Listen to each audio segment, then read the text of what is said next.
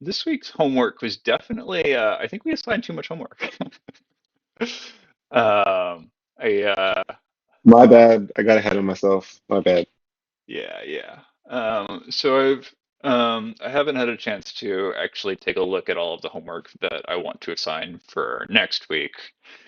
So the session notes on the site do not currently include exercises, but they should be posted by tomorrow. I think we're going to try to switch to a practice where if I can't complete the session exercises in 1 day or less, they're probably not good exercises. So that's sort of, I think, the new strategy. Yeah. Uh, we look to be up to about a reasonable number of folks in the channel here. Might wait for maybe another minute or two. Hello, Alareza. And the YouTube chat, I can see everything that's going on in it, and it's a great place to post your whatevers for the stream. Yeah. Who reacted a peach to yay more streaming difficulties? I love that. Thank you, Nuke Man Duke, or Nuke Man Dan. Uh, yeah. Um, okay. Well, I think this might be about as good time as any. So, thanks everyone for being patient with my inability to actually stream in any reasonable way. Our new and exciting adventure every week with trying to figure out how to stream is hopefully exciting. Should keep everyone on their toes. So this week's reading, we covered chapters 3 and 4 in the Cryptography Engineering textbook, which I have pulled up here in front of me. And we were talking about block ciphers this week, block ciphers and block cipher modes. And my apologies for, I think, maybe over-assigning on homework for the last week or so. Block ciphers really honestly aren't like, that interesting, I think, from like the perspective of like the broad scheme of cryptography things. Like they've been around for a long time. New things have happened. Stream ciphers are pretty cool. And they're reasonably fast. AES is like the pretty much go-to standard and has been for like the last 20 years. And a couple of things like have come out in the last maybe 10 years or so with respect to using SHA-2, or more recently, there was a Stream Cipher from 2020 that's an upgrade to Blake 2. So Blake 3 is ridiculously fast. It's a Stream Cipher, but block ciphers are honestly pretty straightforward as far as cryptography goes. So yeah, so this week we're going to be covering block ciphers. And I want to start off with a review of the exercises. So we are going to actually take this out and dip this in. So the exercises from last week have solutions posted. So the exercises were a bit long this week, which I apologize for. And we'll probably take about maybe the next 20 minutes to talk through the exercises, which might be a good chance to review the exercises if you got stuck or didn't get through them all. Some of the exercises were chosen just to sort of be quick warm-ups, like the very first one. And some of them I think are actually quite interesting. So starting off with the first one, how much space would be required to store a table for an entirely idealized block cipher? This is a very straightforward, just do exponentiation addition. Just calculate the entire key space and the entire message space and multiply them up. The second question, question 5, is basically a question about can you do kind of something similar to the previous question, just figure out how to express in symbolic reasoning, since the value for the number of owned plain text ciphertext pairs is unstated. We are to give an approximation of how many seconds it would take to break by brute force the DES algorithm. So this is just a reasonable or a very straightforward sort of like application of a little bit of algebra, and we arrive at something reasonable, hopefully, in about 2 to the 15 over n seconds, given some number of parallel processors. So clipping along here, I was really kind of excited to assign 6. So 6 is actually a very interesting problem. The sort of actual scope of the problem stops about here.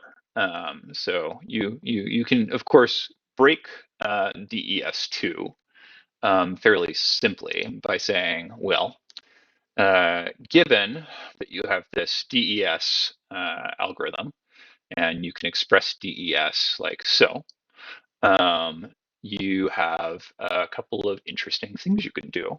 But the very first interesting thing that you can do is you can say, well, instead of breaking DS in 56 steps, you can break it in 48 steps. And you can break it in, or instead of breaking it in 2 to the 56 steps, you can break it in 2 to the 48 steps. And that's true because you can obtain all of the intermediate values for DES2, our toy algorithm. And since we can obtain all of the intermediate values, we can compute in entirety the values for F0 and F1. And since F0 and F1 are functions from a 2 to the 48 key into some message space, we basically attack that key by completely solving for the message pairs for that function. So we, just to recap, we do that by saying, okay, so we can obtain these intermediate values, and because we can obtain the intermediate values, we can obtain values for f. And that is lowercase f, but lowercase f index 1 and lowercase f index 2 is my preferred notation for this. So that's actually the hard way, and that's the actual assignment for the problem. So if you found that, good job. You did exactly what you were supposed to do. You broke it in less than 2 to the 56 steps. Where is the link to answer? The link to answer is all of the site notes do link together, but I'll drop it right here.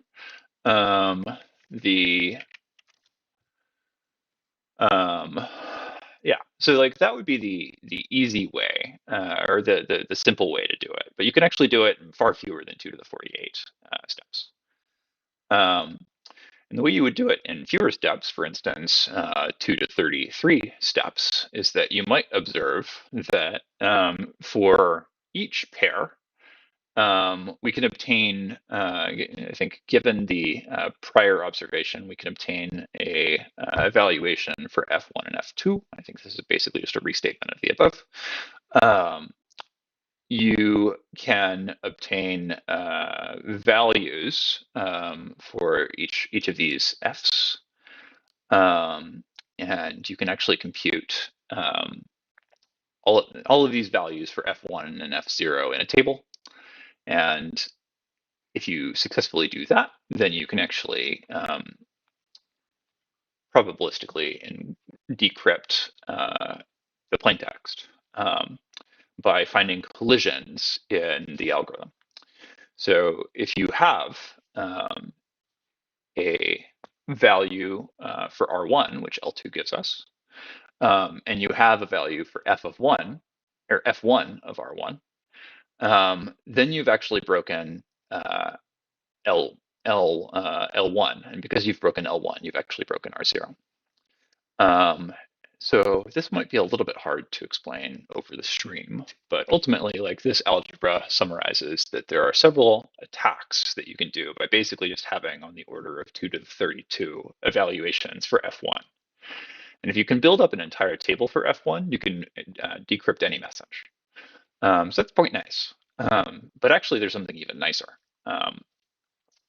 So the even nicer thing is that often plain text is going to be like reasonably, small. The ciphertext space may be 2 to the 64, but because the first message is 2 to the 32 possible values, but the yeah, actually, I lied. I think, did I say the ciphertext space for L2 may be 2 to the 16? That should be 32, so my bad. So yeah, though the ciphertext space for L2 may be 2 to the 32, and that's a typo, I'll fix that in a bit. The common plaintext space for the first, and that should be 4 bytes, should be much smaller. So like the first 4 bytes, that is the piece of plain text expressed by L naught, which is 4 bytes. That there's not a whole lot of values that the first 4 bytes could be, given that we're probably speaking in a human language. The human language is probably going to have like maybe on the order of like 1,000 different ways that the message's first 4 bytes could start, right? And 1,000 is not a particularly large number. That's like 2 to the 10.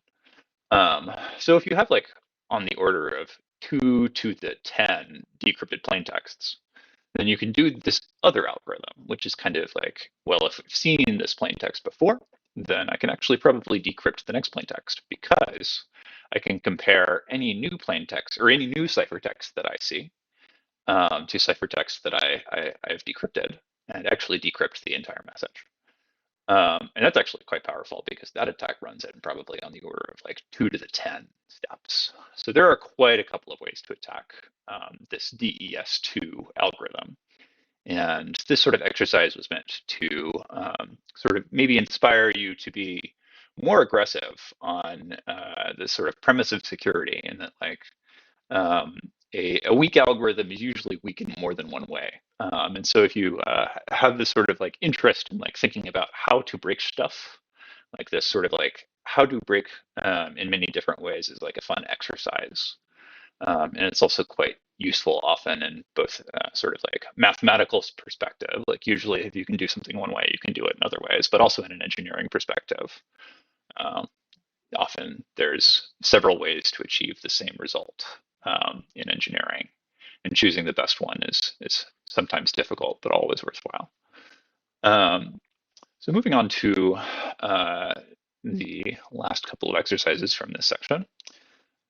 Using a existing cryptography library, decrypt the plain text. Yeah, so decrypt the following ciphertext in hex. And there are some simple ways to do this, like just using bash. And maybe you aren't familiar with all of these command line tools. But for a quick and dirty sort of way to like solve your problems, or even just as a sanity check for maybe some of your like code, being able to use command line tools is worthwhile.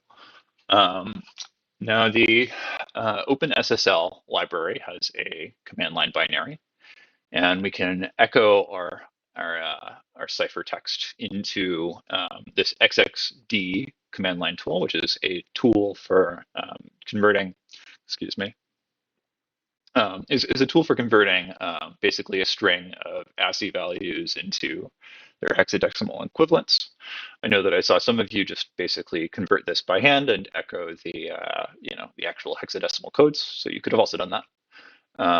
Throw that into OpenSSL, and the sort of confounding thing is that the authors didn't do a very good job, because they actually didn't pad their message correctly. So you actually have to, like, I think, play around with this a little bit before you get to the exact correct value. But at the end of that sort of whole exercise, um, you come out with basically a value for the decrypted value.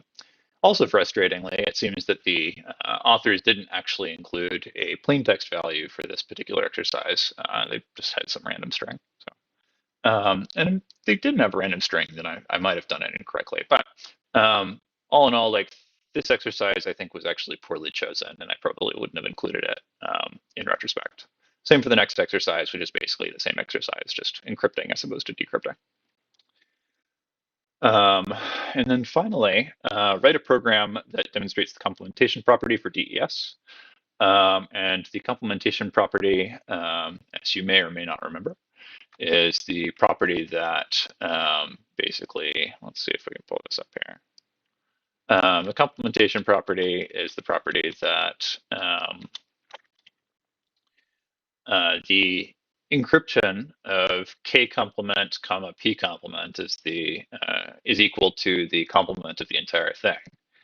And to do that, you should basically go grab a DES library and take a stab at basically just using Rust to take the complement, which is spelled exclamation mark in Rust. And ultimately, I got lazy, and my padding system for these messages is not actually correct. So I actually didn't get this to run, but I'll probably get that done this weekend. So shrugsies. Now moving on to chapter 4. Um, the Actually, let's stop and pause for questions. So if you have questions about the exercises so far, um, yep, yep. The other link. Limit resolution. So chat and own notes could fit on the. Yeah, okay. Honestly, I don't know what libraries I would recommend for DES. I frankly probably wouldn't have chosen this question in retrospect because you basically will never be using DES in real life. So, if there's a future run of this course, I think I would actually drop that question because like there's no reason that you'd ever use DES.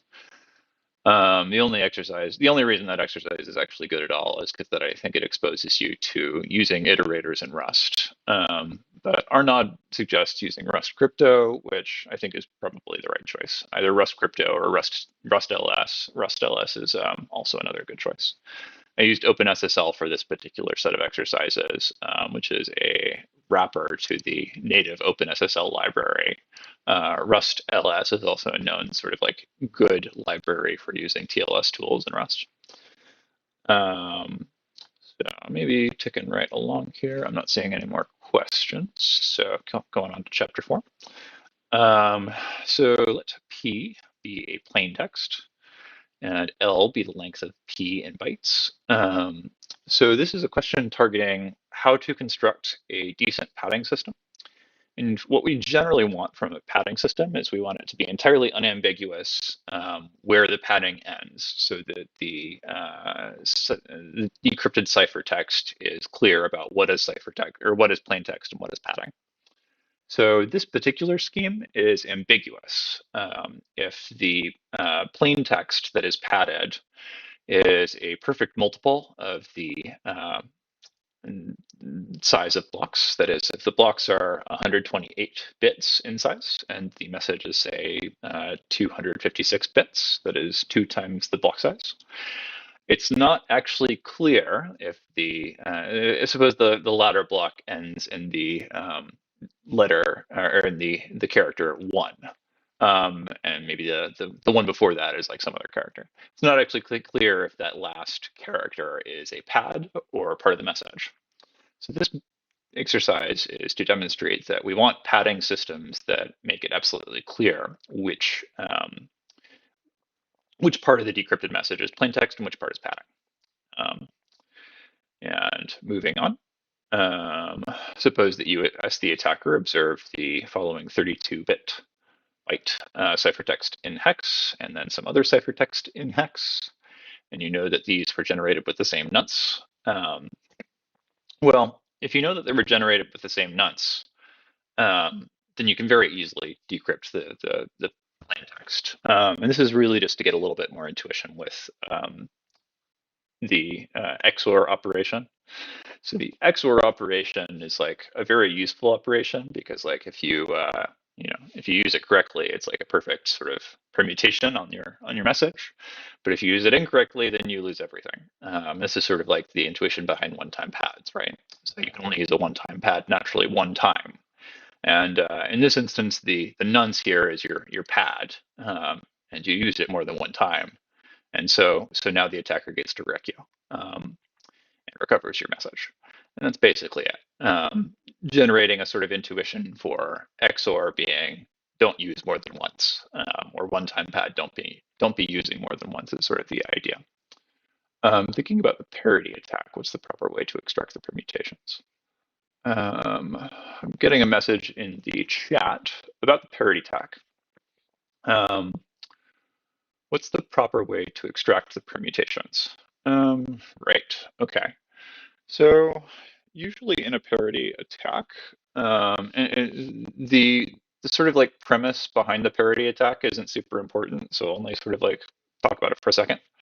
Um, the DES algorithm operates on 32-bit words. Most computer architectures are 64-bit word architectures now, so like I think they talk about 32-bit architectures. But the same thing applies to 64-bit architectures. The basic premise is that if you have some multiple of 2-bit architecture, then you know that the permutation of the like first block, for instance, is going to be the entropy will be limited to like the first 64, 32, or whatever bit block, where you can say like if you have access to a decryption key, you can see that the key will be mixed, or some subset of the key will be mixed in the first block, and some subset of the key will be mixed in the second block. So maybe I should have started by saying this, like as far as I understand, the parity attack requires you to be operating in the chosen ciphertext model. That is, the attacker can decrypt or encrypt any message with an oracle. And so the parity attack is really useless in the sense that it's only a way of saying if you can decrypt a message, you can prove that a message only works in even blocks. So it's not particularly a relevant attack.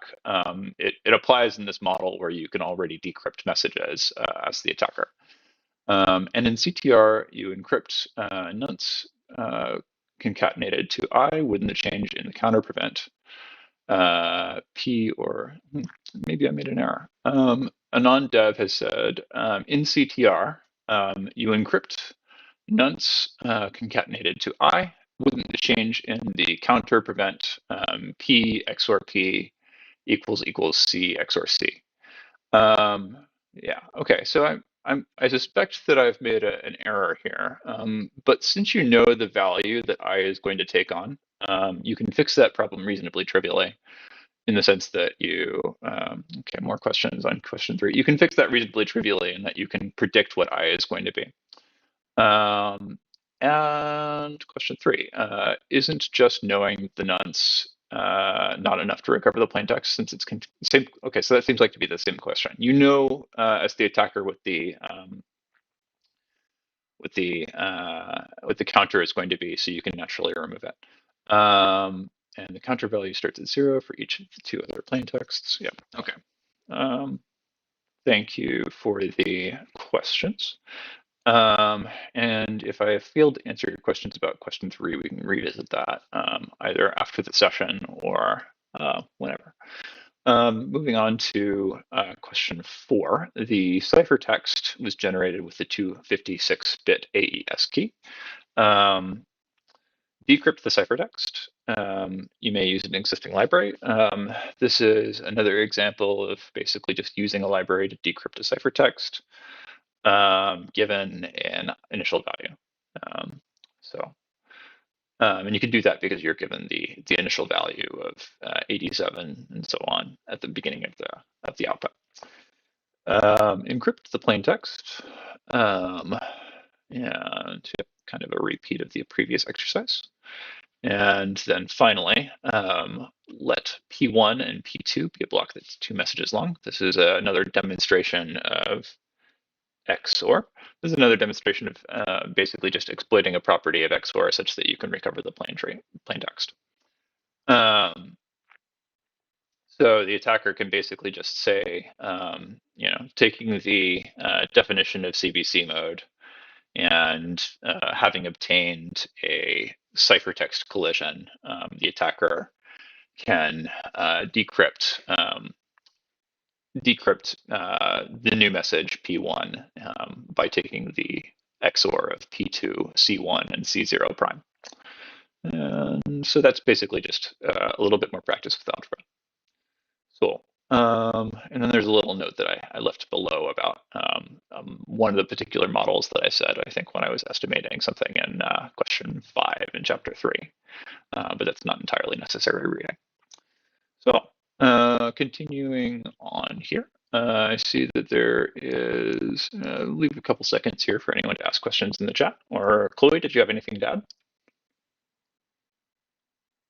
Oh, nothing specific to add. I know that some of the questions chosen a lot of times are just what I want to answer, and so I get a bit ambitious.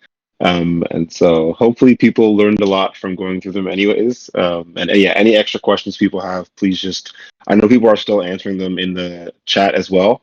Anything that's not clear, it's been great to see the discussion in the forum as well. And we can still answer these questions back and forth throughout the week. So. Yep. Yep. Yep. Cool. Cool. Um, so following up on the thanks for that. So yeah, following up here, we're going to switch over to just a quick bit more review about the book for this week. So basically, the premise for the book for this week was about block ciphers and block cipher modes. And block cipher modes, like I said at the sort of top, are pretty kind of straightforward. We've been doing them since, at least the 70s. So they're reasonably well understood. What block cipher modes are secure is like a fairly well understood problem. I think I wanted to basically highlight just a couple of points. Um, Kind of starting with a fun story from history. So ECB mode, that is a mode, I think the first mode that we cover in the this section um, on chapter 4, is basically a sort of like don't use it block cipher mode, and it's sort of useful as a sort of example of like a very naive sort of way of using a block cipher. We just encrypt every block on its own. And without like any intuition for like what seems secure and what doesn't seem secure, that might initially seem like, oh yeah, well, why not just encrypt every block on its own? Well, the answer is like ultimately like you don't really get decent encryption. Like as the saying goes, you can still see the penguin. So this is like a old joke from Microsoft sort of lab that ECB is so obviously broken that you can basically you get no almost no noise from encrypting with ECB. So when you hear "see the penguin," the joke is that there's basically not enough sort of interblock noise happening. So the book also goes into like what the ideal block cipher is, and I frankly didn't like their definition very much, because really there's only like one like important thing in a cipher, like in particular a block cipher. The the block cipher premise is that we already have yeah, they had to choose a penguin. This was Microsoft, so they like had to beat on something, right? The block cipher, as it's formally defined, is like basically just like this one thing. It's like it's indistinguishable, um, and the um, yeah, the penguin thing is real. I think I included it in the notes towards the bottom of this. Yeah, you can find it in the notes for this week. And behold, the ECB penguin.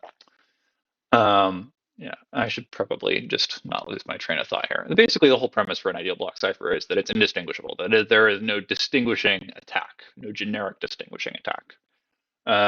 The premise of the word generic is basically just that there are some generic attacks that are valid for any sort of like CPU architecture that we are likely to use that don't actually have any application in practice.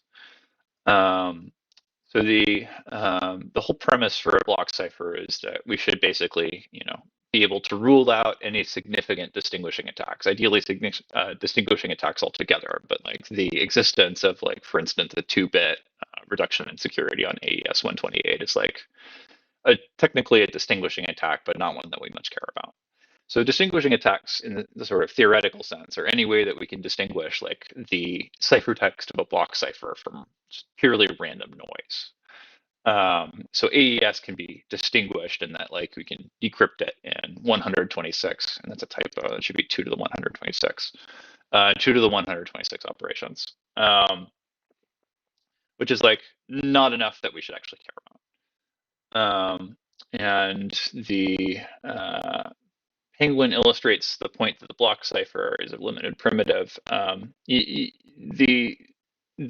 decryption attack on ECB is non-generic, as someone pointed out. So the penguin itself, you know, let the attack be described as looking at the encrypted sort of message in, say, any image viewer of your preference. A more random distribution should look just like noise, like that. And this is not actually ECB. This is ECB plus noise. Like I think they added like 15% noise to the image, and now you can no longer determine like where the penguin is. If you add less noise, 3% noise, the article goes on to show that the penguin is more difficult to detect than it was before, but it's still like you know, you want more noise in your encryption and your ciphertext than ECB mode will give you. So yeah, the I wanted to point out that the authors were highly skeptical of AES, and that may have been because, like, when the book was being published in 2010, EES was still, you know, a standard, but a couple of theoretical attacks had been published on AES using sort of features, in particular of the AES 256 key scheduling algorithm, such that if the adversary could choose part of the keys, then they could actually decrypt AES ciphertext. Those attacks are somewhat constrained, but AES still remains basically as solid as it ever was. If your adversary can choose part of your key, then there's obviously some things that your adversary can do. But the whole premise, I think, behind their skepticism is that there are some like limited practicality attacks on AES, while AES is still largely used. But it is a sort of like worthwhile moment to bring up the Cha-Cha Poly 1305 stream cipher, which is a stream cipher based on the 2005 algorithm Cha-Cha, Cha-Cha 20. It's actually not from 2 years ago; it's from like 17 years ago. And it's a reasonably well-known stream cipher for TLS. And stream ciphers are reasonably simple in this sort of like premise, in that like they somewhat similarly to block ciphers generate long random bits to XOR into your message. And then to decrypt, you can XOR the key back out, and that sort of construction is reasonably efficient because you can pre-compute keys often. On block cipher modes, yeah. So has NIST approved Cha-Cha? I'm pretty sure it has. I think I have. This is IETF for TLS. And I think this got proposed in 2016 or 2015. So the answer to is it standard, I'm actually not sure, but I've seen it at least like 5 different times while looking at like libraries. So I assume that it is probably standard at this point, although I actually don't have a definite answer on that. So anyone who does know, that would be, yeah, Cha-Cha is into less. That's what I thought. I'm confident I've seen it there.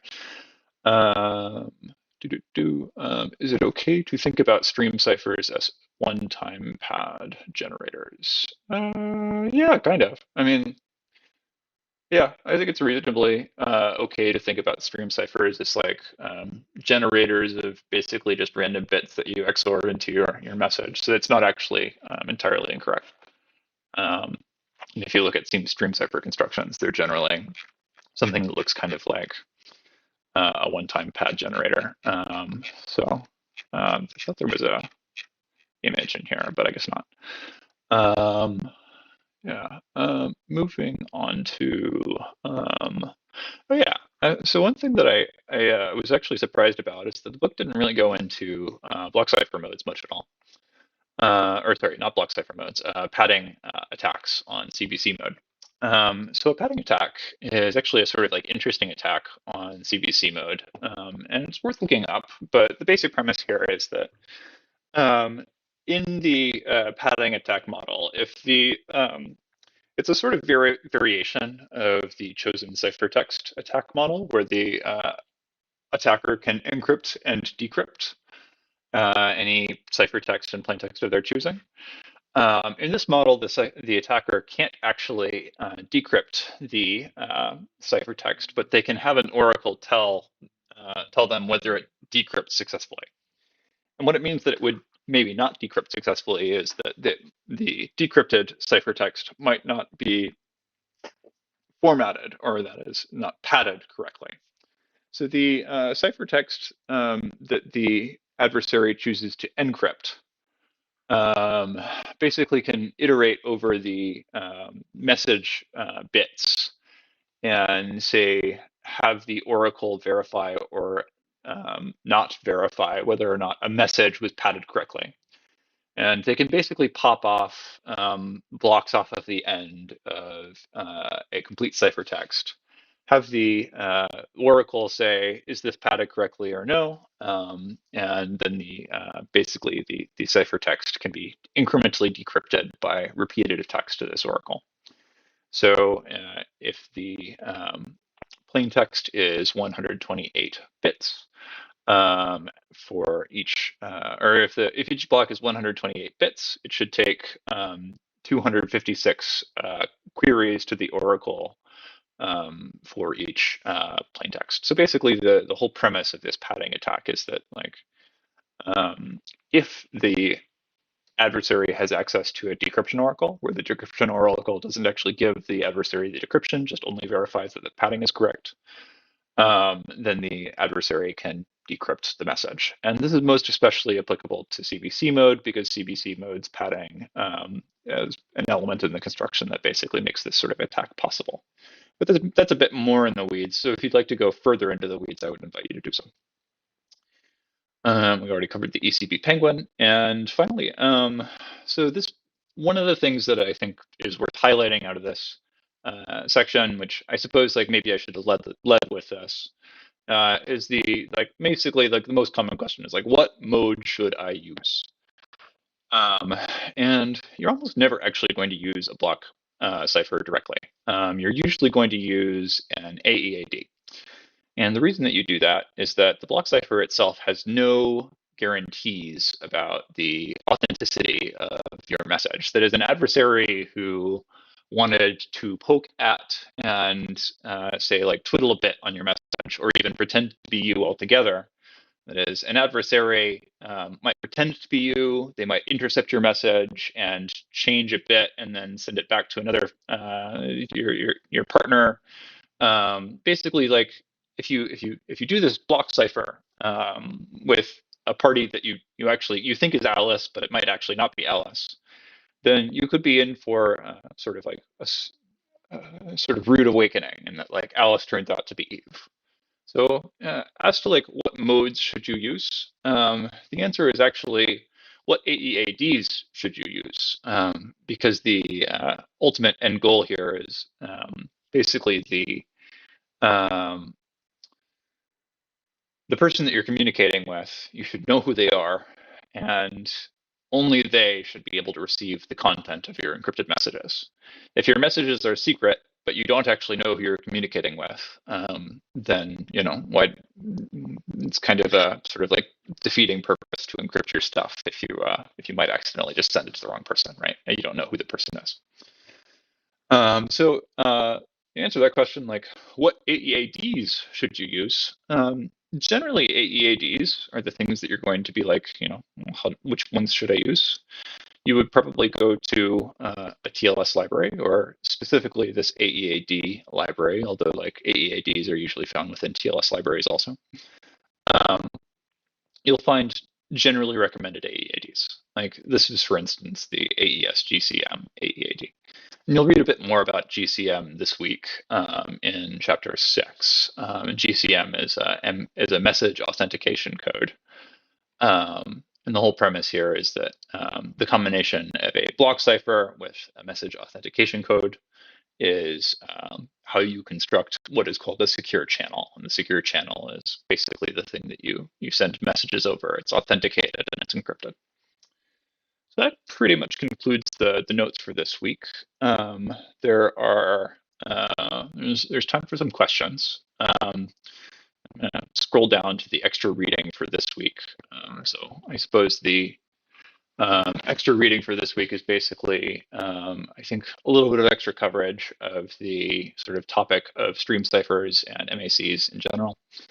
The whole premise, I think, with like hash functions, they're kind of like a very versatile tool. It's how you take arbitrary length input and construct random output with some very useful properties. The two properties that we generally care about are collision resistance and preimage resistance, or sometimes called first preimage resistance and second preimage resistance. So yeah, I'm up to take any questions now. I'm seeing a couple of questions in the Discord. So it looks like there's been some discussion about CBC padding oracles. And as Jeffrey, yeah, okay, thanks, Sergey, for reminding me that my pointer isn't actually on the stream. Um, trying to highlight the text to sort of like show where I'm looking. It might be easier if I just have my pointer on the stream. There's some discussion about padding oracles. When the CBC mode padding attack was first described, it was considered theoretical. People only started to move to authenticated encryption after the CBC padding oracle was demonstrated in practice. And the CBC padding oracle, as that comment points out, and that's absolutely correct, is sort of like one of the reasons to do authenticated encryption, and that ultimately the attacker in the padding oracle model is not authenticated. It's just assumed that the server will be an oracle for anyone who sends in any message, and is entirely circumventable if the attacker is only allowed to ask the oracle about their own messages. So yeah. Any other questions before we wander on to some discussion about the extra reading for this week? Uh,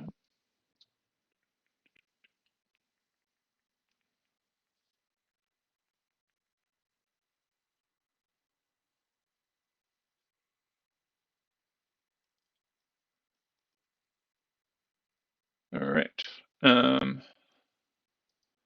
Not seeing anything. So I'm going to quickly just, I'm reminded to talk about the extra reading from last week. So the extra reading was the exhaustive cryptanalysis, NBS data encryption standard. And there's actually some great history about there's some great history about the data encryption standard, the DES algorithm, in that basically it was the product of IBM in the 1970s, and basically there was a move to basically create a standard for block encryption. And the sort of standard that IBM came up with was based on this pre-existing cipher called Lucifer. And it was already reasonably well understood by cryptographers, public cryptographers, that a small key size or a small bit security meant that basically a attacker with resources could at least brute force attack an algorithm and possibly even exploit structure in the cipher to decrypt anything less than, say, at least 64 bits of security is like, table stakes to be considered as like a real algorithm that might be difficult to decrypt. So there was a sort of known collaboration between the IBM cryptographers and the NSA cryptographers in constructing the NBS or the DES algorithm. And this paper is the cryptanalysis by Diffie-Hellman, Walt Whit Diffie, and Martin Hellman to basically say, like, they kind of go through the DES algorithm and tear it apart. And their basic like summary is that the algorithm is not immediately deconstructible, but their basic objection is that the key security is just ridiculously small. And the way that the key size was determined for the DES algorithm is that originally IBM wanted to target a 64-bit key, which is a reasonably small key, but still, it's larger than what they ended up with. The NSA basically promised IBM that they would improve the security of the algorithm to attacks in exchange for reducing the key size. And the NSA asked IBM to reduce the key size to 48 bits. And 48 bits means that the NSA could have probably computed basically an entire table of, on the order of 48 bits, probably in a couple of days, maybe in a week, maybe even longer, and had a fairly easy time decrypting messages. So this is sort of the NSA's like, why do they exist? They exist to eavesdrop and to do some national security stuff. And it was not taken well by the cryptography community, who vehemently objected to the compromise on key size, where the ultimate published key size was 56 bits.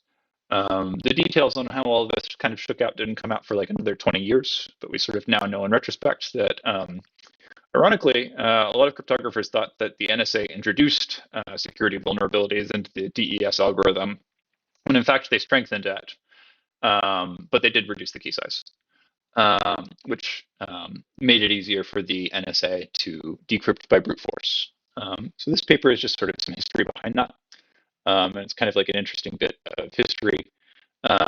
And they address sort of the objection that increasing the key size from 56 to 128 or 256 bits in this paper, which is a sort of like common sort of like academic cryptographer criticism. And I've been asked in the chat, can you in general figure out what mode was used? Yeah, you should be able to figure out what mode was used in a distinguishing attack, but I'd have to think about that a little bit longer. Because if there actually exists a distinguishing attack that distinguishes not only what cipher was used, but even what mode was used, that does constitute a distinguishing attack. So that's actually an interesting question.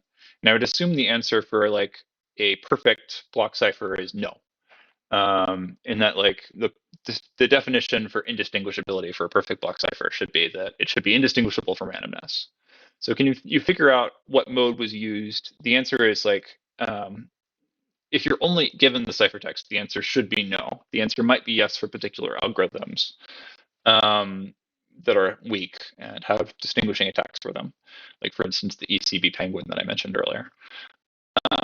But the more common thing that is also true is that you typically know what protocol is being used by a pair of communicators, because like they're probably using like some fairly standard encryption library, and you can probably figure out what encryption library is being used if you have even the slightest access to like what's going on with their encryption system.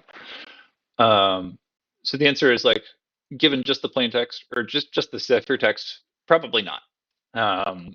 But usually there's more contextual information in the environment. So yeah. Okay, I see the NSA is the only government agency that actually listens to. This is true. In Russia, you listen to the government, but in the US, the government listens to you. Yeah, the other is probably also true in Russia, but I think it's worth pointing out here that the NSA has conflicting goals. One is to break things, the other is secure things.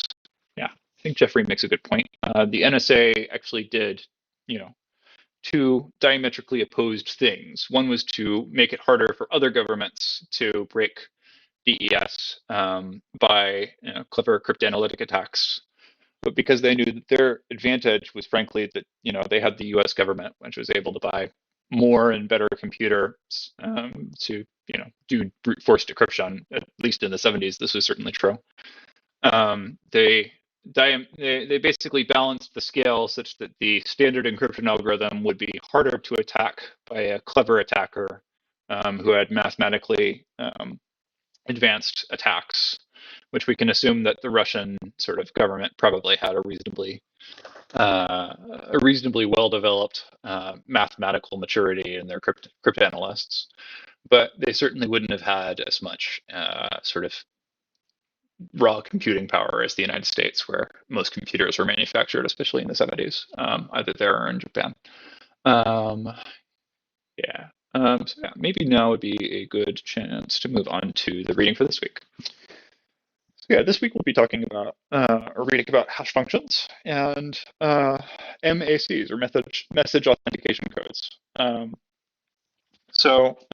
This week is sort of maybe the last week of talking about raw primitives of cryptography before we move on to a couple of more engineering sort of specific topics.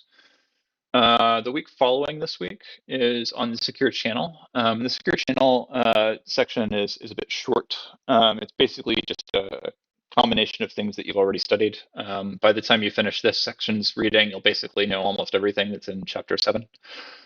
So next week we'll be pivoting a little bit more to engineering details about specifically like how some of these libraries are constructed and how you would use these libraries. And if you had to implement cryptography of your own, what strategies you might use to do that securely. So basically this week is the last major, we're hitting primitives week. And then soon we're going to switch over to a little bit more focusing on approaches to doing the engineering of the things. So with that in mind, I hope you enjoy this week's reading on hash functions and message authentication codes. Since the authors are a little bit behind the times on hash functions, we kind of know a lot more about hash functions now than we did maybe 20 years ago, or maybe even just 10, 12 years ago when the book was published. SHA-3 was standardized in, I want to say 2015.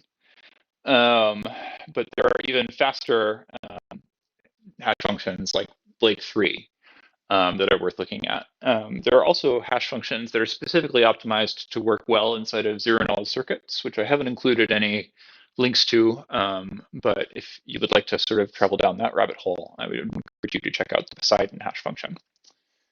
And finally, there are a couple of articles in here about SHA-2 and SHA-3. There's one about Blake3. There's a moment to discuss the NIST standard MACs, including C-Shake and KMAC, which are pretty, oh yeah, the Pedersen hash. I guess I missed that one. Thank you, C. Justice Mace, for bringing that up. Check out the Pedersen hash too. There are a couple of MACs based on SHA-3 that are worth looking at, and they're a little bit more flexible than their non-sponge construction equivalents.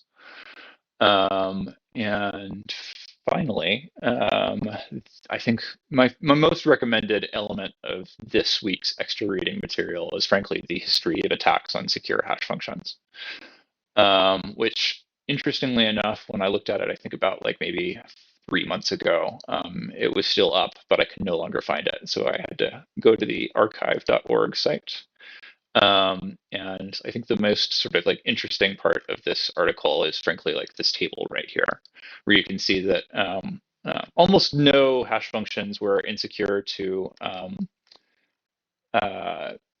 pre-image resistance attacks, with the exception of, I forget exactly which one was weak to calculating pre-images.